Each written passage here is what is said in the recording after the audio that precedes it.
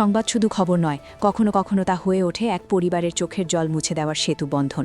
আর ঠিক তেমনই এক মানবিক ঘটনার সাক্ষী থাকল শিলচর শহর। ঈশান বাংলা নিউজে প্রকাশিত এক সংবাদকে কেন্দ্র করে ফিরে এলো এক পরিবারের হারানো হাসি। শিলচর সদরঘাট সংলগ্ন ক্যাপিটাল পয়েন্ট এলাকা থেকে উদ্ধার হওয়া 4 বছরের শিশুকন্যা অর্চনা মালাকারকে অবশেষে পরিবারের হাতে তুলে দেওয়া হয়েছে।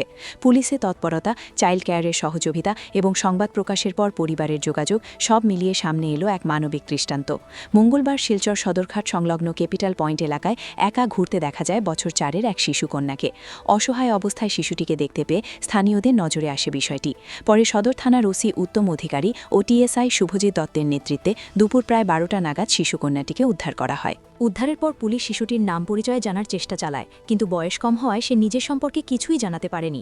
পরবর্তীতে শিশুটির সুরক্ষার কথা মাথায় রেখে তাকে চাইল্ড কেয়ারে পাঠানো হয়। এদিকে উদ্ধার হওয়া ওই শিশুকন্যাকে নিয়ে ঈশান বাংলা নিউজে সংবাদ প্রকাশিত হওয়ার পরই ঘটনার মোড় ঘুরে যায়। সংবাদটি নজরে আসে শিশুটির পরিবারের সদস্যদের। এরপর তারা দ্রুত সদর থানায় গিয়ে যোগাযোগ করেন।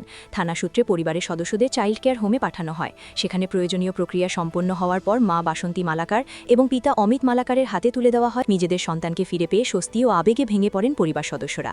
এ সময় তারা সদর থানার ওসি উত্তম অধিকারী, টিএসআই শুভজিৎ দত্ত এবং ঈশান বাংলা নিউজের প্রতি কৃতজ্ঞতা প্রকাশ করেন। পুলিশের মানবিক ভূমিকা, চাইল্ড কেয়ারের দায়িত্বশীলতা এবং সংবাদ মাধ্যমের ইতিবাচক প্রভাব, এই তিনের সমন্বয়ে পরিবারে ফিরল ছোট্ট অর্চনা। শিলচরের এই ঘটনা ফের একবার মনে করিয়ে দিল, সংবাদ কখনো কখনো শুধু তথ্য নয়, হয়ে উঠতে পারে একটি পরিবারের কাছে আশার আলো।